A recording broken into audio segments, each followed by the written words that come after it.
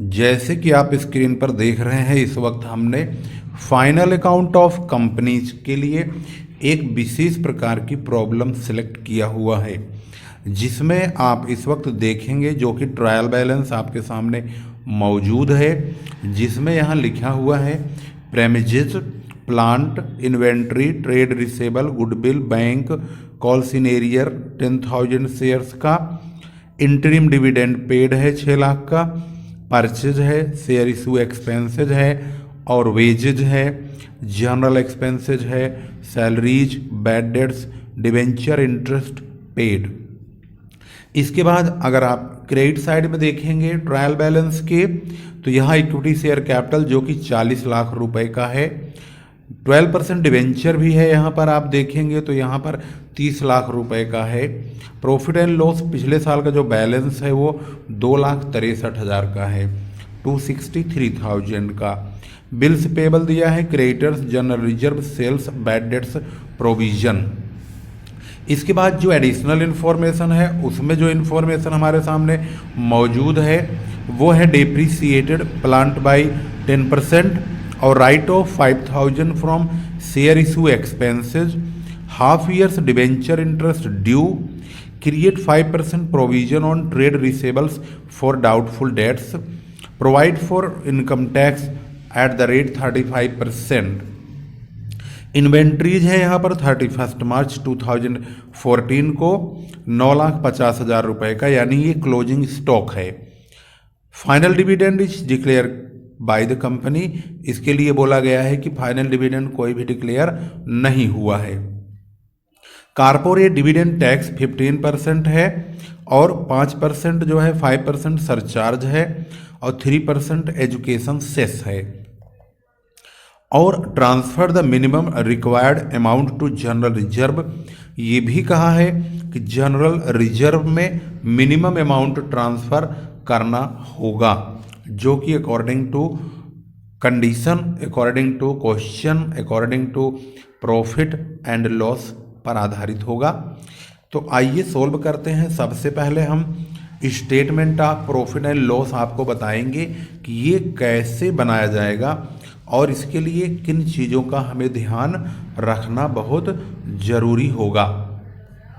जैसे कि आपने स्क्रीन पर देखा, हम सवाल को यहीं नीचे ही रखेंगे और इसके आइटम को आपको स्टेप बाय स्टेप दिखाएंगे।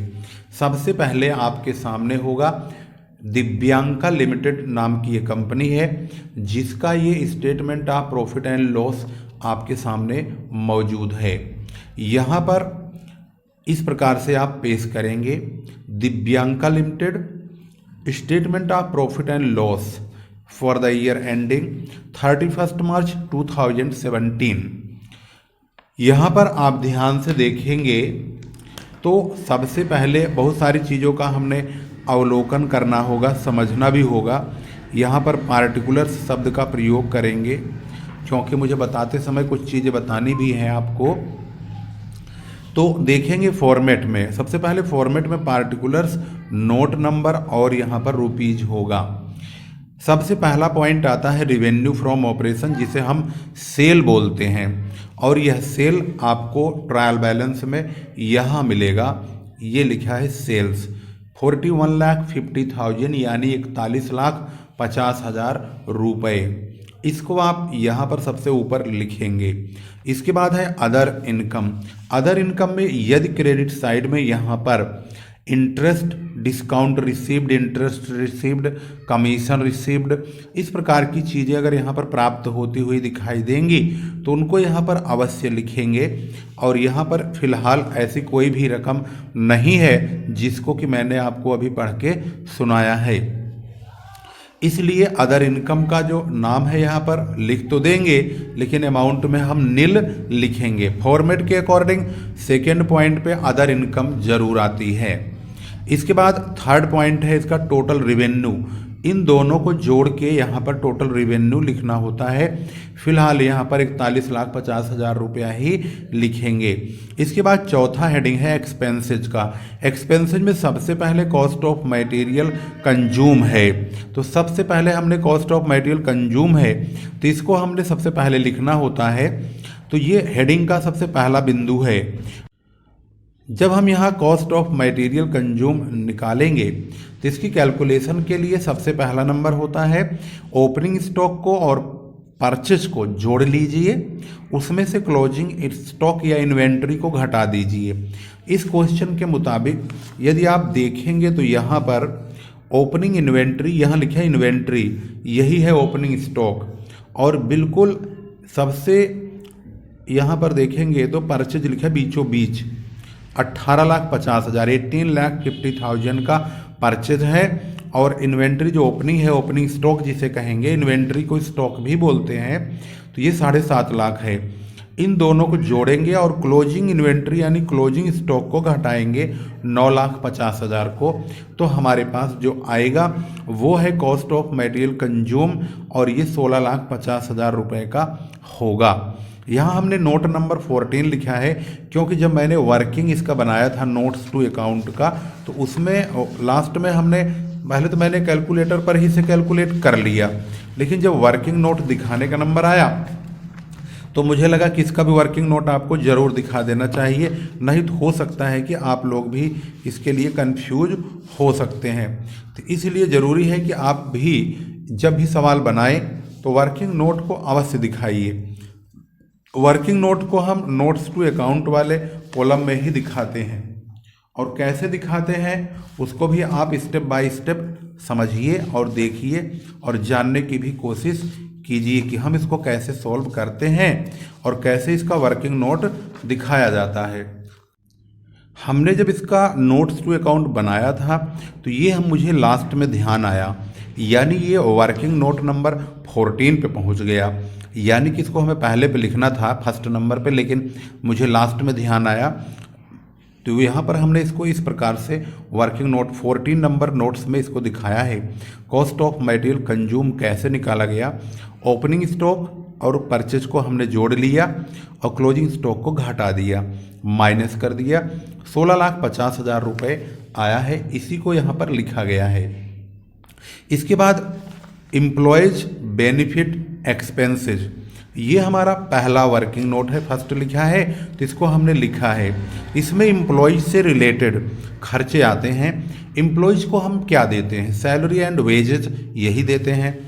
तो यहाँ पर सैलरी एंड वेजेज को आप देखेंगे तो कहाँ लिखा हुआ है उसको आप देख लीजिए। वेजेज ये रहा 7,71,000, सैलरी ये रहा 2,03,000 रुपये का। जब हम इसका वर्किंग नोट देखेंगे तो आप ये देखिए एम्प्लॉयज बेनिफिट एक्सपेंसेस, इसको हमने notes to account particulars rupees लिखा है। एम्प्लॉयज बेनिफिट एक्सपेंसेस में वेजेज एंड सैलरीज को यहाँ लिखा और इसका टोटल 9,74,000 9,74,000 लिखा है। अब ये 9,74,000 को हम यहाँ लिखेंगे। एम्प्लॉयज बेनिफिट एक्सपेंसेज में ये प्रॉफिट एंड लॉस स्टेटमेंट है, इसमें हम दूसरे नंबर पर इसको 9,74,000 रुपये लिख देंगे। इसके बाद फाइनेंस कॉस्ट आता है। फाइनेंस कॉस्ट में interest on debenture, interest on loan, ये चीज़ें आती हैं। तो यहाँ पर देखेंगे फाइनेंस कॉस्ट में इंटरेस्ट ऑन, यहाँ पर देखेंगे तो इंटरेस्ट ऑन डिबेंचर लिखा है 1,80,000 रुपये का, तो 1,80,000 का है, लेकिन जो हमारे पास डिबेंचर्स है वो 30 लाख रुपए का है। अगर हम 30 लाख रुपए का 12% काटेंगे तो ये 3,60,000 रुपये होता है। अब 3,60,000 रुपये होता है, लेकिन इन्होंने 1,80,000 रुपया ही लिखा है। तो हमने जब इसका वर्किंग नोट किया तो फाइनेंस कॉस्ट में डिबेंचर इंटरेस्ट 1,80,000, उसमें हमने आउटस्टैंडिंग जोड़ दिया 1,80,000, दोनों मिला के 3,60,000 हो गया। तो जब हमने statement of profit and loss बनाया तो उसमें हमने फाइनेंस कॉस्ट को यहाँ पर 3,60,000 रुपये लिख दिया। इसके बाद अगली हेडिंग अगर आप देखेंगे तो डेप्रीसिएशन एंड एमोर्टाइजेशन एक्सपेंसेज आता है। अब इसमें देखेंगे डेप्रीसिएशन कहाँ कटा है अपने क्वेश्चन में। क्वेश्चन में अगर आप यहाँ वर्कआउट करेंगे, देखेंगे ध्यान से, तो यहाँ पर लिखा हुआ है प्लांट को 10% से डेप्रीसिएट किया गया है। प्लांट यहाँ पे सबसे ऊपर है 33 लाख रुपीज़ का। तो हम इसका जब डेप्रीसिएशन वर्कआउट करते हैं तो यहाँ पर लिखते हैं डेप्रीसिएशन एंड एमोर्टाइजेशन। एमोर्टाइजेशन मतलब है किसी प्रकार का खर्चा, जैसे शेयर इशू एक्सपेंसेज है, प्रिलिमिनरी एक्सपेंसेज है, गुडविल है, अगर इसका कुछ भाग राइट ऑफ किया गया है तो उसको भी यहाँ लिखते हैं। तो तो प्लांट का डेप्रिसिएशन 3,30,000 यानी 3,30,000 होगा। और शेयर इश्यू एक्सपेंसेज भी 5,000 रुपये राइट ऑफ किया गया है। वो यहाँ पर आप देखेंगे तो यहाँ बोला गया है right of 5,000 from share issue expenses, इसको भी हम यहाँ पर लिख देंगे 5,000। कुल मिला के 3,35,000 यानी 3,35,000 रुपीज हो गया। जब हम इसको यहाँ पर शो करेंगे डेप्रिसिएशन एंड एमोर्टाइजेशन में, तो यहाँ पर दिखाएंगे डेप्रिसिएशन एंड एमोर्टाइजेशन में 3,35,000 रुपये। इसके बाद अदर एक्सपेंसेज में इन चारों के बाद जितने भी खर्चे बचेंगे उन सबको अदर एक्सपेंसेज में डाल देंगे। अब यहाँ पर आप देखिए अदर एक्सपेंसेज में है क्या। अब यहाँ पर बाकी जो खर्चे बचते हैं उसमें सबसे पहला खर्चा जनरल एक्सपेंसेज आएगा, वो ये रहा जनरल एक्सपेंसेज हमने ले लिया। इसके बाद बैड डेट्स आएगा, बैड डेट्स ये रहा 21,000 का, उसको ले लिया।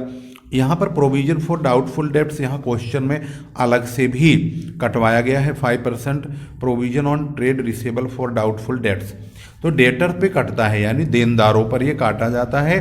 तो डेप्टर्स हमारे पास कहाँ है, तो पता चलता है कि डेप्टर्स जिसे हम देनदार बोलते हैं वे यहाँ पर ये लिखा हुआ ट्रेड रिसेबल को डेटर बोलते हैं। 8,70,000 है, इसका 5% हम अगर डाउटफुल प्रोविजन काटेंगे तो अगर आप ध्यान से देखेंगे तो 43,500 यानी 43,500 रुपये होता है। इन तीनों को हम जोड़ेंगे, लेकिन ये जो bad debts provision for bad debts old दिया हुआ है ये क्रेडिट साइड में दिया होता है ज़्यादातर, इसको हम लेस कर देंगे। इन तीनों को जोड़ेंगे, इसको घटाएंगे तो 9 लाख मतलब 98,500 रुपये 98,500 आएगा। इसको हम अदर एक्सपेंसेज की हेडिंग में यहाँ पर लिख देंगे 98,500 रुपये। अब हम इसको आराम से पता लगा सकते हैं कि 41,50,000 में से इसका जो टोटल खर्चा है वो है 34,17,500 34,17,500।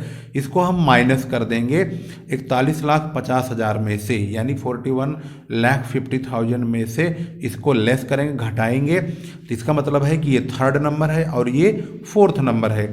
थर्ड वाले रकम में से हमने फोर्थ वाली इन रकमों को घटाया है, तो हमें जो पाँचवें नंबर पे प्राप्त होगा ये प्राप्त होगा profit before tax, third minus fourth 7,32,500 यानी 7,32,500।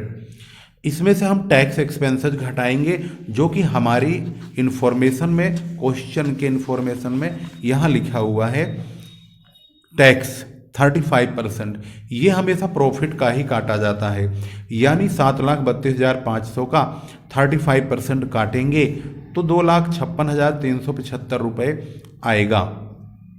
इसमें से इसे घटा देंगे यानी 5 नंबर में से 6 नंबर को घटाएंगे तो जो हमें प्रॉफिट मिलेगा उस पीरियड का, तो 5 माइनस 6 तो 7th नंबर पे प्रॉफिट फॉर द पीरियड 4,76,125 रुपये आता है।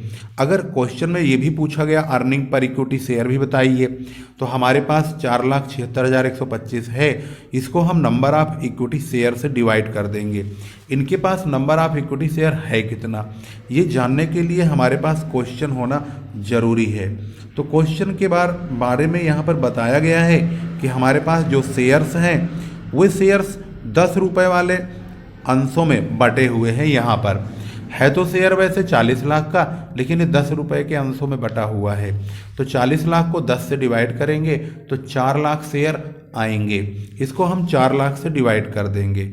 यहाँ पर 4,76,125 अपॉन में 4 लाख करेंगे तो ये रकम जो आएगी 1.19 यानी कि 1 रुपये 19 पैसे प्रति अंश के हिसाब से इस कंपनी को कमाई हुई है। अब यहाँ पर आपने सारी खर्चों को, सारी रकम को, स्टेटमेंट ऑफ प्रॉफिट को बहुत अच्छी तरह समझ लिया है। अब आप चलेंगे इसकी वर्किंग पर। वर्किंग में आपको बहुत सारी चीज़ों को ध्यान से देखना होगा, समझना होगा।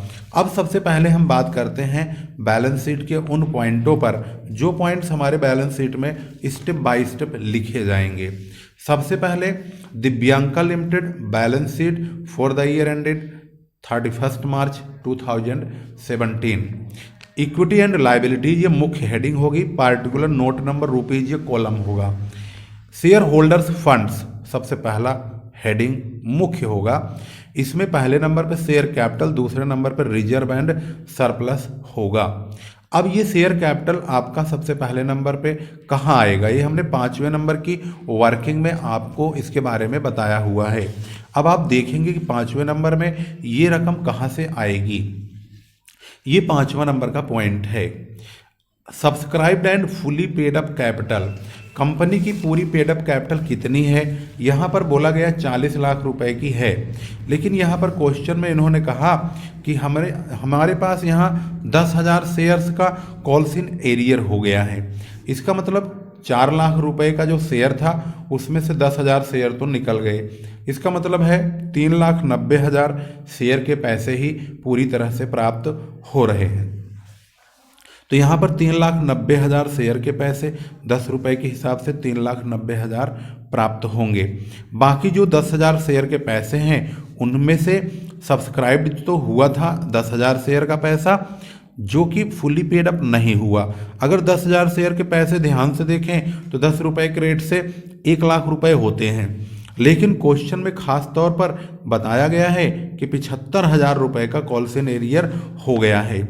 अब कॉल्स इन एरियर का जो अमाउंट है उस रकम को इन्होंने कहाँ पर लिखा है, किस प्रकार से दिखाया है, वह आप यहाँ पर देख सकते हैं। 10,000 शेयर के जो पैसे नहीं मिले उसकी वजह से कॉल्स इन एरियर हुआ 75,000 का, वो पैसा कट गया। अब कंपनी को मात्र 25,000 रुपये ही प्राप्त हुए हैं। इस प्रकार से कुल कंपनी की जो पूंजी है 39,25,000 रुपये ही होती है। इसको हम बैलेंस शीट में शेयर कैपिटल की हेडिंग में यहाँ पर 5वें नंबर की वर्किंग थी जिसमें हमने नोट्स टू अकाउंट में दिखाया 39,25,000 रुपये आ गया।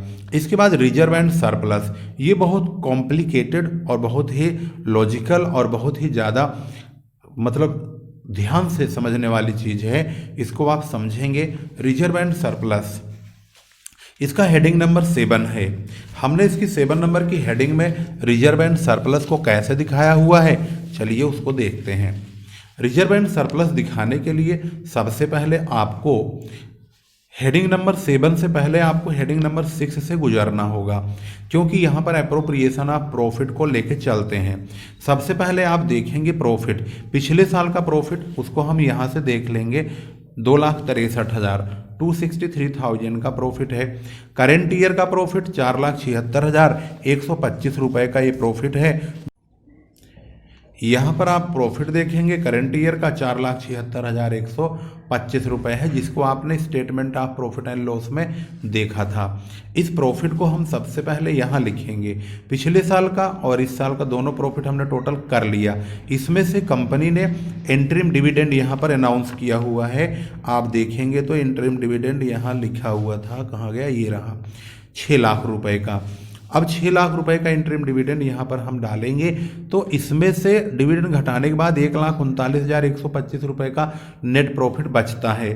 कंपनी ने कहा जो प्रॉफिट आप डिविडेंड के रूप में देंगे उस प्रॉफिट का यहाँ पर बोला गया है 15% टैक्स, कारपोरेट डिविडेंड टैक्स, यानी डिविडेंड टैक्स जो है ये जो हम डिविडेंड टैक्स देंगे वो डिविडेंड पर ही देंगे। तो ये 15% इसी 6 लाख रुपए पर, इसी 6 लाख रुपए का 15% 90,000 होगा।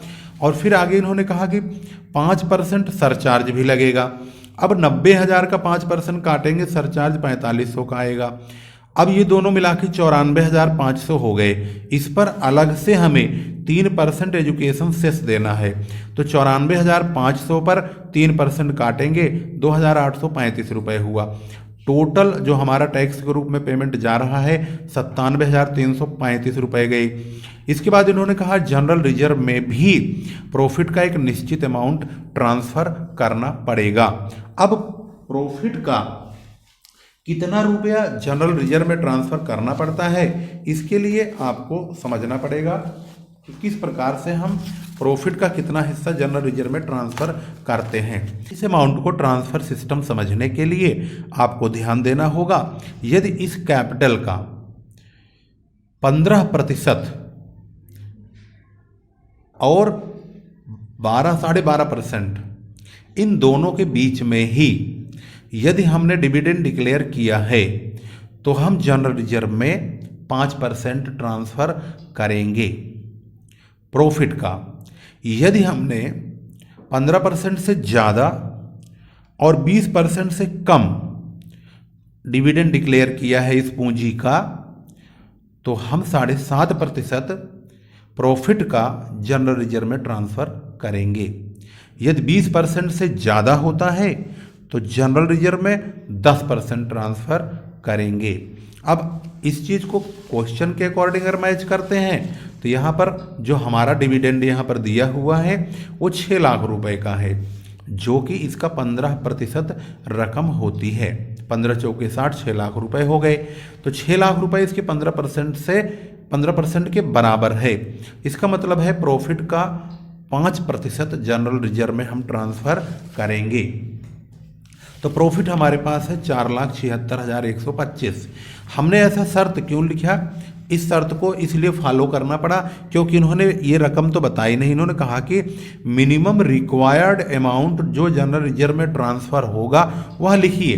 तो अगर हम मान लीजिए इस रूल को फॉलो करते हैं तो इस रूल के मुताबिक जो मैंने आपको बात बताई है उसके अकॉर्डिंग 5% ही होता है। तो ये जो करंट ईयर का प्रॉफिट है इसका हम 5% काटेंगे तो ये रकम 23,806 रुपये के आसपास होती है।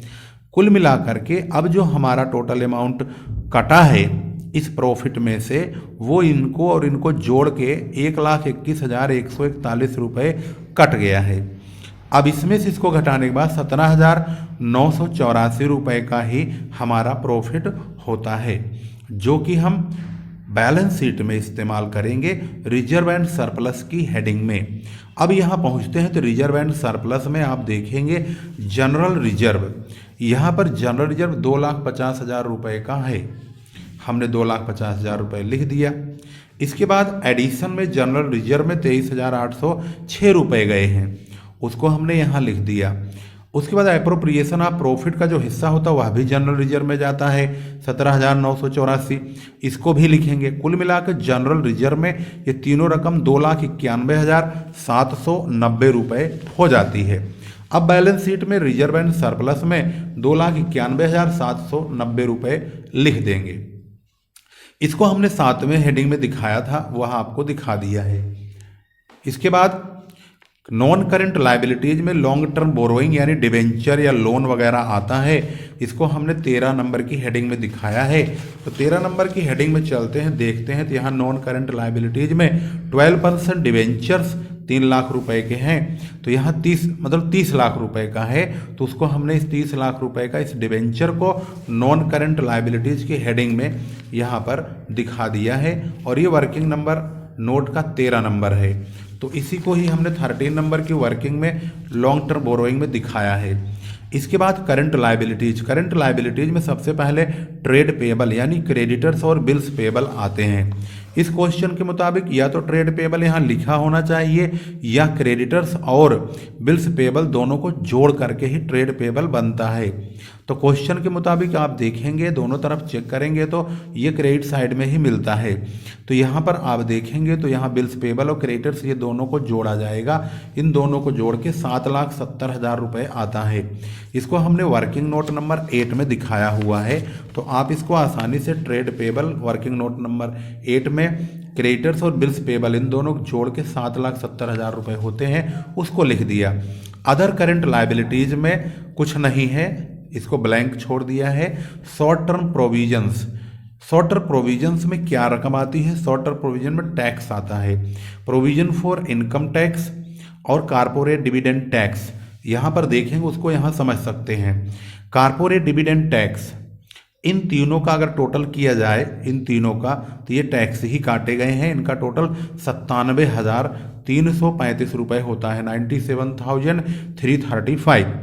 और प्रोविजन फॉर इनकम टैक्स की रकम जो होती है वो हमने यहाँ पर काटा हुआ है। इनकम टैक्स जो हमने पीछे जब हमने statement of profit and loss बनाया था तो वहाँ पर हमने टैक्स काटा था, ये देखेंगे आप। तो यहाँ पर है टैक्स एक्सपेंसेज जो कि प्रॉफिट का 35% ये रहा।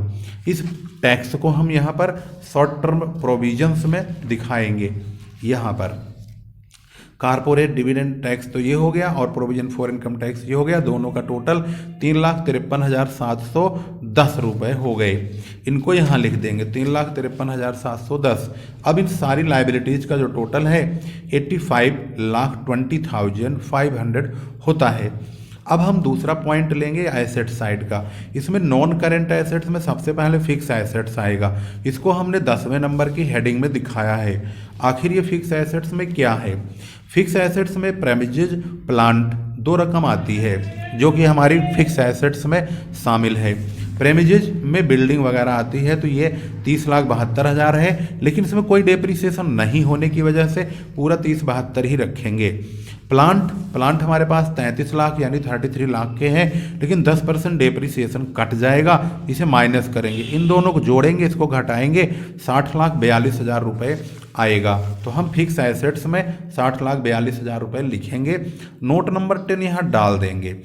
अदर नॉन करेंट एसेट्स में गुडविल आती है जो कि 2,50,000 की है। इसमें यहाँ पर लिखा हुआ है गुडविल, ये रहा 2,50,000 रुपये, इसको लिख देंगे। इसके बाद नॉन करेंट इन्वेस्टमेंट, हालांकि इन्वेस्टमेंट के बारे में कुछ लिखा नहीं है, ना ही इन्वेस्टमेंट है, तो ये ब्लैंक रहेगा। करेंट एसेट्स में सबसे पहला नंबर इन्वेंट्री आता है, इसमें क्लोजिंग स्टॉक लिखा जाता है, ये वाली रकम आएगी। इसके बाद ट्रेड रिसेबल का मतलब होता है देनदार यानी डेब्टर्स और बिल्स रिसेबल। हालांकि उन्होंने ट्रेड रिसेबल के नाम से पहले बता दिया 8,70,000 रुपये है, लेकिन क्योंकि ट्रेड रिसेबल में प्रोविजन भी काटा गया था यहाँ पर नीचे 5% का, तो इसकी ज़रूरत है कि हम इसके बारे में वर्किंग में ज़रूर दिखाएं। तो हमारे वर्किंग में ट्रेड रिसेबल ये रहा जिसका अमाउंट 8,70,000 है। इसमें से प्रोविजन फॉर बैड डेट्स हमने 5% का काटा तो 8,26,500 रुपया है। इसी को ही हम बैलेंस शीट में ट्रेड रिसेबल्स की हेडिंग में लिख देंगे 8,26,500। कैश एंड कैश इक्विवेलेंट में बैंक और कैश आता है। इस सवाल के अंदर बैंक और कैश में बैंक तो है परंतु कैश नहीं है, तो हम उसी बैंक को ही लिख देंगे यहाँ पे 4,07,000 रुपये, 4,07,000। अदर करेंट एसेट्स में किस रकम को शामिल किया गया है? जितनी भी एसेट्स अब बचेंगी उनको अदर करेंट एसेट्स में शामिल करेंगे। इसमें हमने शेयर इशू एक्सपेंसेस यहाँ लिखा हुआ है, उसको शामिल करेंगे। उसमें से 5,000 रुपये यहाँ राइट ऑफ करवा दिया, उसको हम राइट ऑफ करेंगे, बाकी 45,000 बचेगा, उसी को ही हम बैलेंस शीट में अदर करेंट एसेट्स की हेडिंग में यहाँ पर लिख देंगे 45,000।